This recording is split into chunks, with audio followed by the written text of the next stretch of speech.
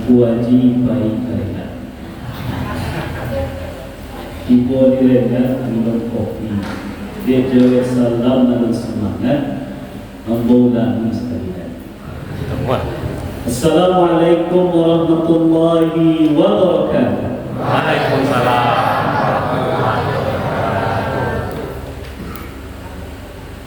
Dari baso kata Jodoh jalannya rancak bersimpang. Terima kasih kepada jamaah nandai menjawab salam. Ambo doakan masuk surga. Andainya sedikit.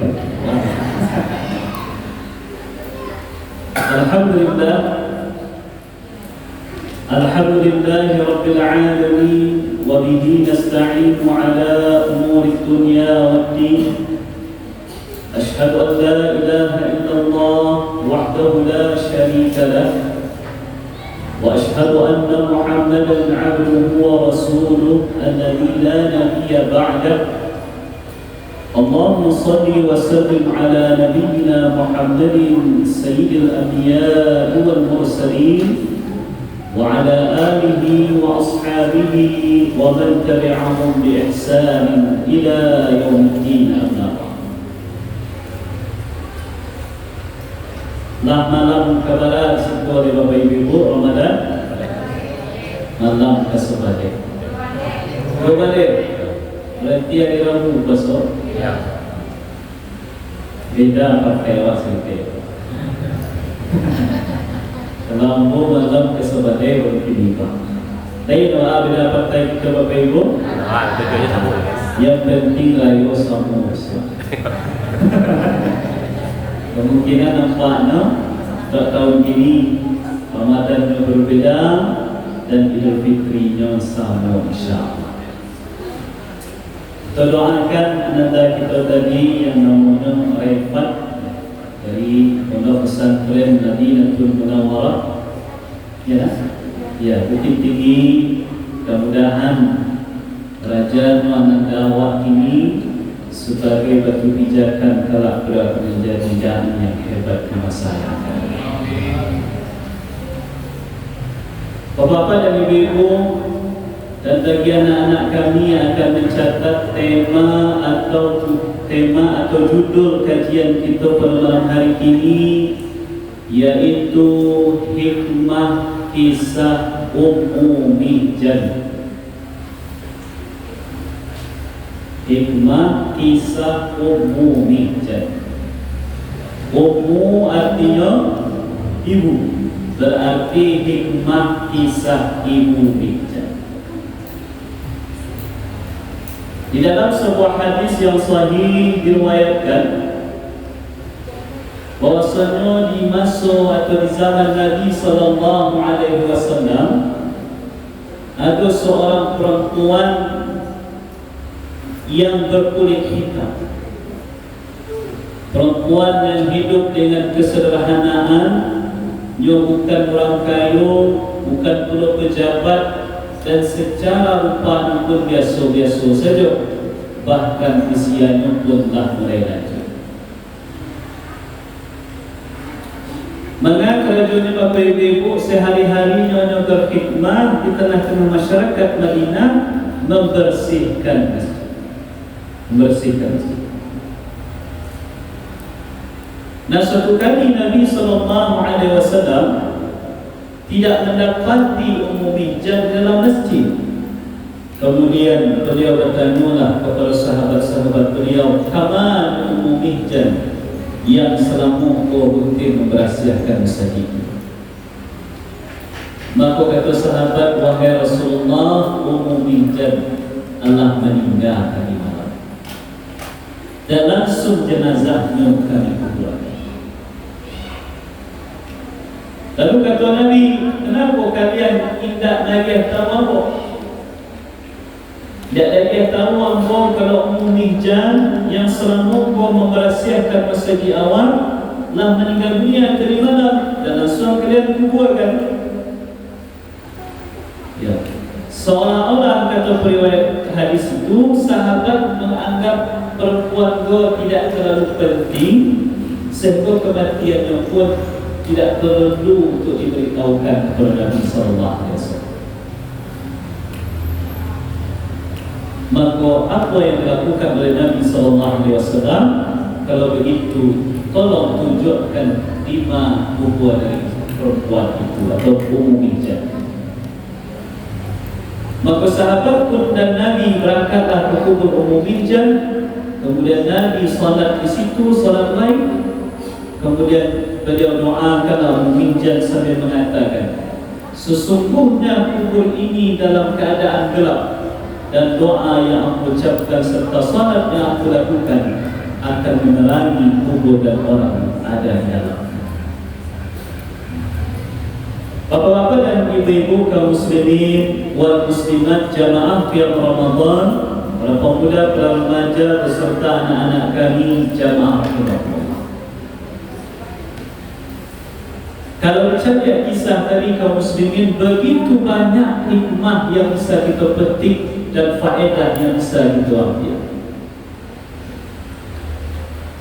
Yang pertama adalah bahawa Allah Subhanahu wa ta'ala itu tidak menilai seseorang itu dari rupa fisiknya dan dari bentuk-bentuk luar yang nampak dari luar. Berdasarkan sabda Nabi sallallahu alaihi wasallam, "Inna Allah la yanzuru ila suwarikum wala ajsadikum walakin yanzuru ila qulubikum wa a'malikum." Sesungguhnya Allah tidak memandang, tidak menilai seseorang itu dari fisiknya, dari rupa luarnya, tapi yang Allah pandang dan nilai itu adalah dari kualitas hati dan amalnya. Disitulah letak adilnya Allah tu pada diri. Kalau Allah yang Allah pandang itu harap, tidak setiap orang punya harap Tuhan banyak, ya atau tidak? Awakku berbeza-beza. Ada orang miskin, ada orang kaya, ada orang nan pandang mencari piti, ada orang nan pandang lagihan piti. Kira-kira ibu masuk partai mana? Panjang cerita. Pandang cari piti atau pandang lagihan piti? Kalau lain kan nombor 2 beliau dah bagi-bagi siap penontonnya supaya tak banyaknya Pak. Ada orang pandang lagihan piti bapak ibu, sehingga pitinya kau tak kena penyampaian lain, sehingga beraninya tidur di sebuah hotel semalamnya saja 200 juta. Kalau bapak ibu ditawarkan 2 pilihan, piti 200 juta atau lalu di hotel semalam, mana mencari pilihan? Mana pilihan? Piti ibu, piti 200. Sayangnya menawarkan ada orang kaya. Jadi 3 cerita sebenarnya lain. 3 cerita. Jadi Allah nak memandang harta, nak memandang jabatan, nak memandang rupa fisik, kerana itu sifat orang lelaki dan tidak semua orang punya kesempatan itu. Tapi yang Allah pandang adalah sesuatu yang selalu awak punya potensi untuk memaksimalkannya, yaitu kita punya hati dan punya kesempatan untuk beramal. Nah, itulah yang menjadi fokus dari Ummu Minjam kaum muslimin. Anak-anak ustaz lain bisa dicatat pengajian ustaz. Lain dia ustaz tu bahasa Minang barang mungkin buku catatan kan. Tak usah buka Google nak catat saya nanti bisa kalian catat salah nanti tentang nanti kan. Karena kalau bahasa Indonesia kak mula awak. Jadi Ummu Minjam perempuan keluarga ini tahu kaum muslimin bukan orang punya harta, bukan orang kaya, bukan orang rupawan yang dihormati di masyarakat, orang biasa-biasa saja. Dia sadar dengan kekurangannya, tapi itu tidak mematahkan semangatnya untuk mencari peluang-peluang amal dan kebaikan. Yang di kerajaannya Tahumul masjid dan berawatnya rutin memberasiahkan Masjid Nabawi pada saat itu. Ada sarung mamian membuang, ada kotoran memberasiahkan, dan itu menjadi perhatian dari Nabi SAW. Dari risiko kita ambil perlu faedah. Indah ada amalan yang ketek di mata Allah kalau orang mulai ikhlas, dan tidak ada amalan yang gadang di mata Allah kalau orang yang melakukannya dipenuhi dengan riya dan kesombongan. Jadi jangan pernah awak menganggap remeh peluang amal walaupun nampak sederhana di mata awak dan di mata orang. Itu yang dikatakan tadi. Ittaqun nara walau bisyuqqin tamrah.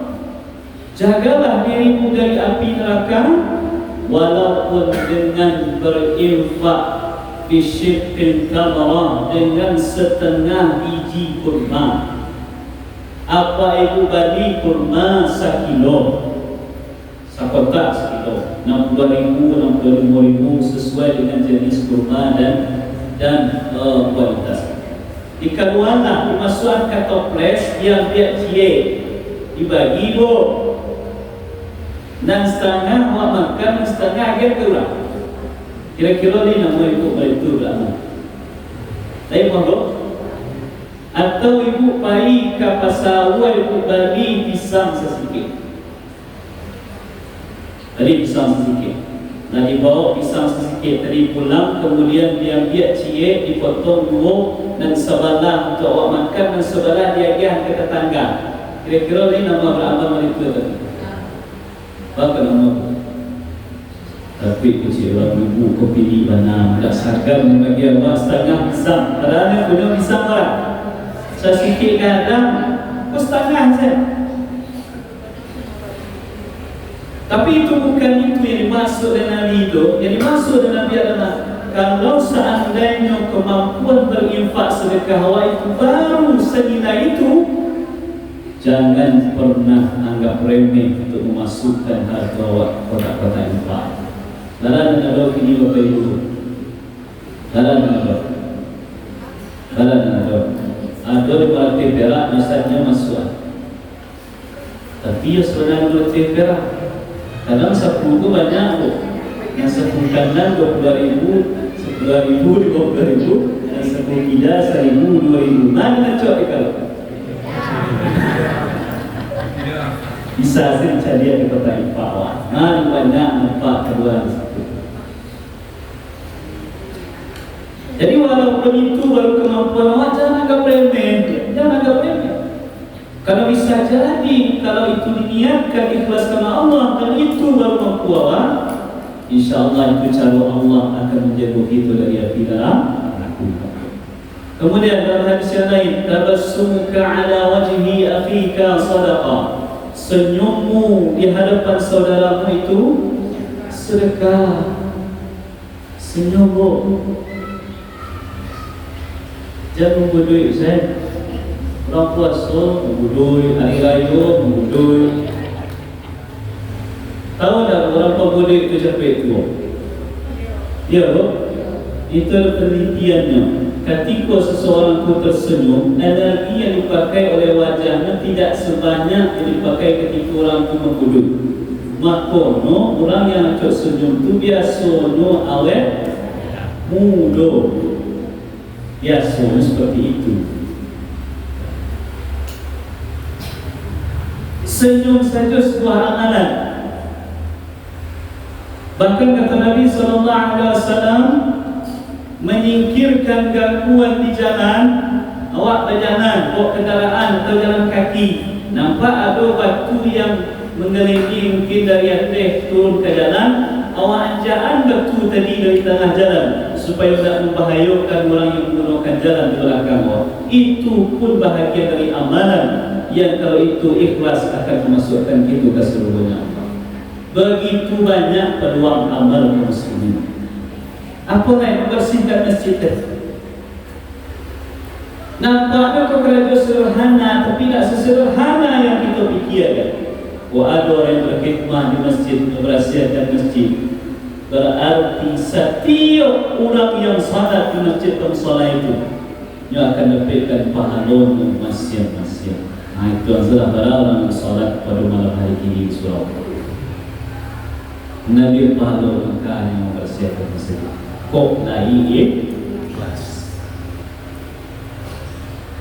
Kemudian kaum muslimin jamaah yang dirahmati dan dimuliakan oleh Allah.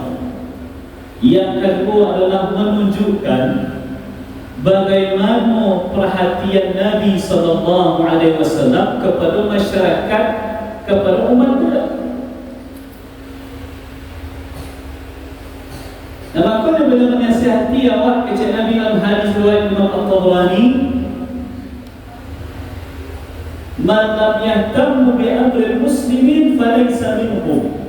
Siapa yang tidak punya perhatian terhadap urusan kaum muslimin, maka pada hakikatnya dia bukanlah termasuk dari golongan mereka.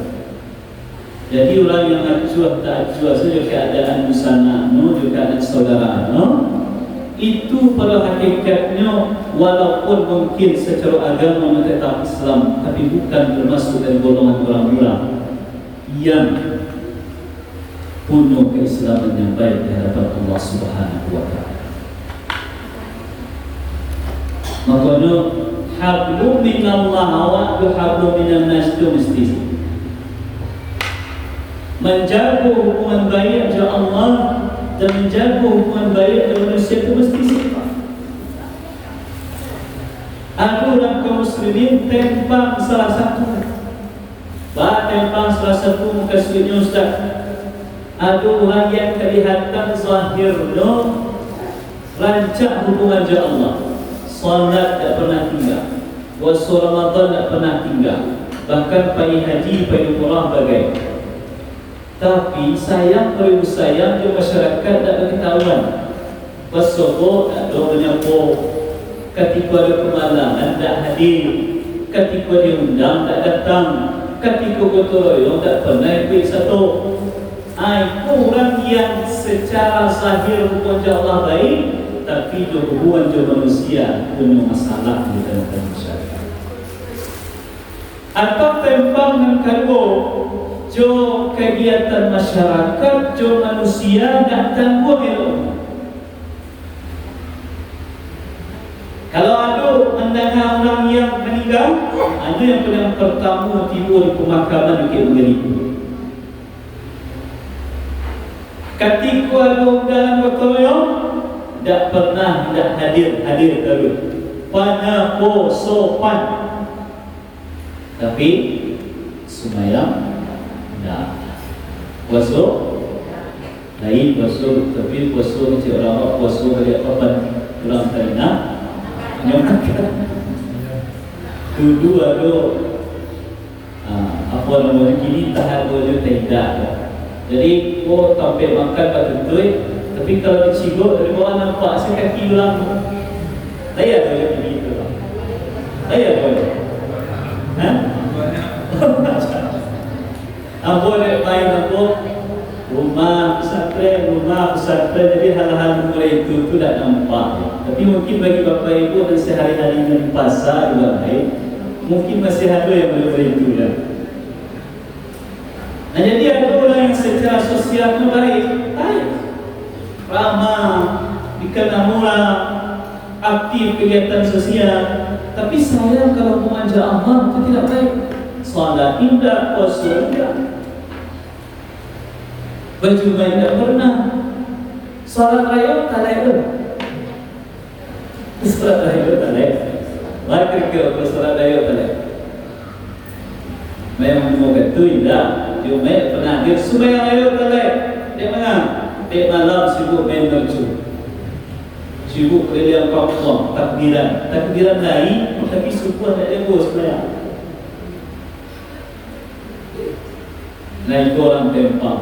Nah kita sebagai kaum muslimin mesti menimbangkan antara dua hal itu, menjaga hubungan baik dengan Allah Subhanahu wa taala dan menjaga hubungan baik dengan sesama manusia.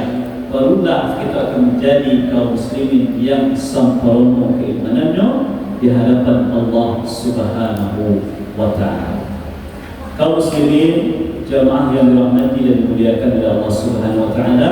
Kemudian yang ketiga, posisi di dalam Islam setara antara parusi dan laki-laki. Dalam beramal memang jenis kelamin berbeda. Kalau Bapak Ibu jenis kelamin itu barat jenis kelamin. Kalau bayi masih pengecian dua berarti masih bersiap. Ada dua laki-laki, yang kedua parusi. Ada di tengah-tengah. Ada di tengah-tengah. Ini lahi cik. Maka kalau ada anak, ada kemanakan yang melenceng dari itu capek balian. Capek balian. Kalau ada anak laki-laki, lah bapa ramai model produksi capek balian ke laki-laki. Jiwa maskulin itu kuat. Dan sebaliknya kalau ada anak manusia berjiwa laki-laki, hilang femininnya, maka balian ke jiwa feminin. Karena itulah fitrah dari manusia. Karena Allah hanya mengakui inna khalaqnakum min dzakarin wa untha, sesungguhnya kami menciptakan kalian dari golongan laki-laki dan perempuan. Dua tu saja dalam ketiga sampai kelima. Di Amerika 5 orang ini Bapak Ibu saking banyaknya gender. Ada orang yang tak punya gender. Jadi masuk kamar mandi itu, masuk kata laki-laki berusia dulu. Yang berusia masuk kata laki-laki, ada orang lain di situ. Jadi bingung dengan alasan kebebasan berekspresi dan berpendapat, kacau dunia jadinya kaum muslimin bakal. Dan dalam Islam hanya ada laki-laki dan perusi, walaupun secara alat kelaminnya, jenis kelaminnya berbeda, gender berbeda, tapi posisinya sama di hadapan Allah Subhanahu wa taala. Man 'amila salihan min dzakarin wa untha wa huwa mu'min. Siapa yang beramal soleh dari kalangan golongan laki-laki dan perempuan, sedangkan dia adalah orang-orang beriman kepada Allah, falanuhyiyannahu hayatan thayyibah, maka kami akan jadikan untuknya kehidupan yang baik, walanajziyannahum ajrahum bi ahsani ma kanu ya'malun, dan kami akan berikan balasan kepada mereka dengan pahala yang lebih baik dari amalan yang mereka kerjakan. Mu'minjan dari kisah Mu'minjan itu kaum muslimin kita lihat bagaimana Nabi menghormati seorang perempuan dengan hikmah yang tengah-tengah. Tidak nak bedakan proporsi laki-laki tidak. Walaupun perbedaan itu pasti. Kalau disama orang tuan saja berbeda, laki-laki just proporsi sama, kacau dunia kau. Ya, ya. Makanya banyak dunia ini, dunia terbalik dunia ini. Dan peran laki-laki di kerajaan perusi dan peran perusi di kerajaan laki-laki tidak sesuai dengan fitrahnya. Tetapi secara umum konsepnya adalah Islam memposisikan posisi laki-laki dan perempuan itu setara dalam amal dan kebaikan, walaupun dengan cara yang berbeda-beda. Nah, itulah mungkin barangkali yang bisa kami sampaikan pada kesempatan malam hari ini. Maaf atas segala kekurangan, terima kasih atas segala perhatian. Jazakumullahu khairal jazaa. Barakallahu fiikum. Assalamualaikum warahmatullahi wabarakatuh.